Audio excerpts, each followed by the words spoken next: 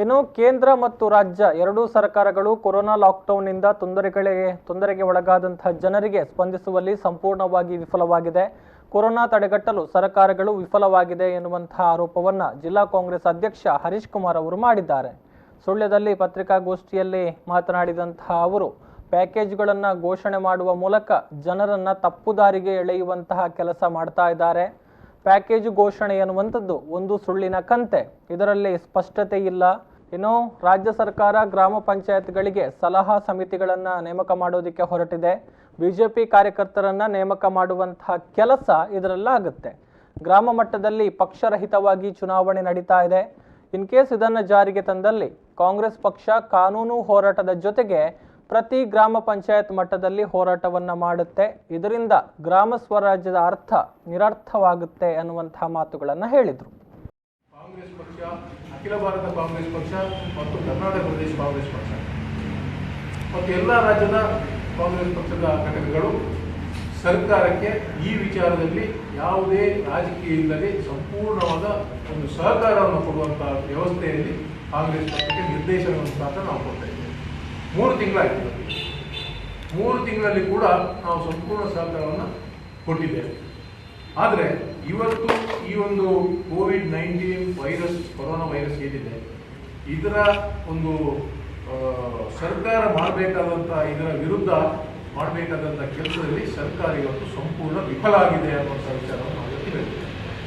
ರಾಜ್ಯ ಸರ್ಕಾರ ಇರ್ಬೋದು, ಕೇಂದ್ರ ಸರ್ಕಾರ ಇರ್ಬೋದು.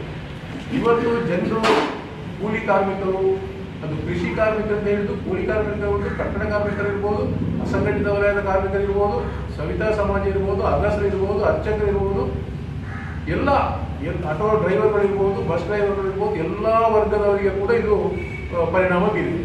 ವರ್ಗದವರಿಗೆ ಕೂಡ ಪ್ಯಾಕೇಜನ್ನು ಕೊಡಬೇಕು. ಕನಿಷ್ಠ 10,000 ರೂಪಾಯಿ ಪ್ಯಾಕೇಜನ್ನು ನೆರವಿನ ಮುಖಾಂತರ ಎಲ್ಲ ಶ್ರಮಿಕ ವರ್ಗಕ್ಕೆ ಕೊಡಬೇಕು ಅನ್ನುವಂಥ ಒತ್ತಾಯ ಕಾಂಗ್ರೆಸ್ ಪಕ್ಷದಿಂದ ನಾವು ಮೊನ್ನೆ ಕೂಡ ಸ್ಪೀಕ್ ಆಫ್ ಇಂಡಿಯಾದಲ್ಲಿ ಕೂಡ ನಾವು ಒತ್ತಾಯವನ್ನು ಇಡೀ ರಾಜ್ಯದ ಜನತೆ, ಇಡೀ ದೇಶದ ಜನತೆ ಸರ್ಕಾರಕ್ಕೆ ಹೇಳಿದ್ದೇವೆ. ಕೇಂದ್ರ ಸರ್ಕಾರದ ಪ್ಯಾಕೇಜ್ 20 ಲಕ್ಷ ಕೋಟಿ ರೂಪಾಯಿ. ಇದು ಎಲ್ಲಿಂದ ಕೊಡ್ತಾರೆ, ಯಾರಿಗೆ ಬರ್ತದೆ, ಯಾವ ರೀತಿ ಬರ್ತದೆ ಅನ್ನೋದು ಸ್ಪಷ್ಟತೆ ಇಲ್ಲ. ಪ್ರಧಾನಿಯವರು ಭಾಷಣ ಮಾಡಿ ಹೋದರು, ಮುಂದಿನದನ್ನು ಫೈನಾನ್ಸ್ ಮಿನಿಸ್ಟರ್ ನಿಮಗೆ ವಿವರಿಸ್ತಾರೆ ಅಂತ ಹೇಳಿ 2 ದಿವಸ ಬಿಟ್ಟು ಫೈನಾನ್ಸ್ ಮಿನಿಸ್ಟರ್ ಬಂದದ್ದು, ಪ್ರಧಾನಿ ಹೇಳಿದ ವಿಚಾರಕ್ಕೂ ಫೈನಾನ್ಸ್ ಮಿನಿಸ್ಟರ್ ವಿಚಾರಕ್ಕೂ ಬಹಳಷ್ಟು ವ್ಯತ್ಯಾಸ. ಇನ್ನು ಇದೇ ವೇಳೆ ಜಿಲ್ಲಾ ಯುವ ಕಾಂಗ್ರೆಸ್ ಅಧ್ಯಕ್ಷ ಮಿಥುನ್ ರೈ ಅವರು ಮಾತನಾಡಿ, ಜಿಲ್ಲೆಯಲ್ಲಿ ಕೊರೋನಾ ಪ್ರಕರಣಗಳು ದಿನದಿಂದ ದಿನಕ್ಕೆ ವ್ಯಾಪಕವಾಗಿ ಹರಡ್ತಾ ಇದೆ. ಜಿಲ್ಲೆಯಲ್ಲಿ ಕೊರೋನಾವನ್ನು ತಡೆಗಟ್ಟೋದಿಕ್ಕೆ ಜಿಲ್ಲಾಡಳಿತ ಸಂಪೂರ್ಣವಾಗಿ ವಿಫಲವಾಗಿದೆ. ಕೊರೋನಾ ಮೂಲವನ್ನು ಕಂಡುಹಿಡಿಯೋದಿಕ್ಕೆ ಇದುವರೆಗೆ ಸಾಧ್ಯವಾಗ್ತಾ ಇಲ್ಲ. ಸಂಸದರು ಈ ಬಗ್ಗೆ ಮೌನ ವಹಿಸಿದ್ದಾರೆ. ಉಸ್ತುವಾರಿ ಸಚಿವರು ಈ ಬಗ್ಗೆ ತಲೆಯನ್ನೇ ಕೆಡಿಸಿಕೊಂಡಿಲ್ಲ. ಜನರ ಸಮಸ್ಯೆಗಳಿಗೆ ಸಂಸದರ ಸ್ಪಂದನೆಯೇ ಇಲ್ಲ ಎನ್ನುವಂತಹ ಒಂದು ಆರೋಪವನ್ನು ಮಾಡಿದರು. ದಕ್ಷಿಣ ಕನ್ನಡ ಜಿಲ್ಲಾಡಳಿತ, ಅದೇ ರೀತಿ ಬಿಜೆಪಿ ಸರ್ಕಾರ ಈ ಕೊರೋನಾ ಮಹಾಮಾರಿಯನ್ನು ಎದುರಿಸುವಲ್ಲಿ ಸಂಪೂರ್ಣವಾಗಿ ವಿಫಲರಾಗಿದೆ. ನಮ್ಮ ಸಂಸದರು ಕಳೆದ 3 ತಿಂಗಳಿಂದ ನಾನು ಎಷ್ಟು ಪತ್ರಿಕಾಗೋಷ್ಠಿ ತಂದಿದ್ದಾರೆ ಕೂಡ ಮಾಹಿತಿ ನಮಗಿಲ್ಲ. ಯಾವ ರೀತಿಯಲ್ಲಿ ಜನರ ಸಮಸ್ಯೆಗಳಿಗೆ ಸ್ಪಂದಿಸಿದ್ದಾರೆ ಎಂಬ ಮಾಹಿತಿ ಕೂಡ ಇಲ್ಲ.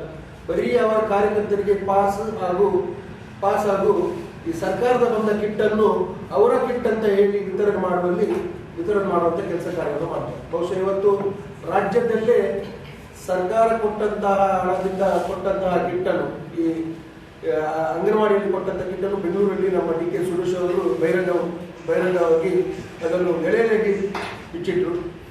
ಬಿಜೆಪಿ ಆ ಚಿಹ್ನೆಯನ್ನು ಹಾಕಿ ಸರ್ಕಾರದ ಕಿಟ್ಟನ್ನು ಅವರ ಕಿಟ್ ಅಂತ ಮೋದಿ ಕಿಟ್ ಅಂತ ಹೇಳಿ ಕೊಡುವಂಥ ಕೆಲಸ ಕಾರ್ಯ ಮಾಡಿದ್ದಾರೆ. ಇನ್ನು ಸುದ್ದಿಗೋಷ್ಠಿಯಲ್ಲಿ ಸುಳ್ಯ ಬ್ಲಾಕ್ ಕಾಂಗ್ರೆಸ್ನ ಅಧ್ಯಕ್ಷ ಎನ್ ಜಯಪ್ರಕಾಶ್ ರೈ, ಮುಖಂಡರಾದ ಧನಂಜಯ ಅಡ್ಪಂಗಾಯ, ಎಂ ವೆಂಕಪ್ಪಗೌಡ, ಭರತ್ ಮುಂಡೋಡಿ, ಪಿಸಿ ಜಯರಾಮ್ ಮೊದಲಾದವರು ಉಪಸ್ಥಿತರಿದ್ದರು.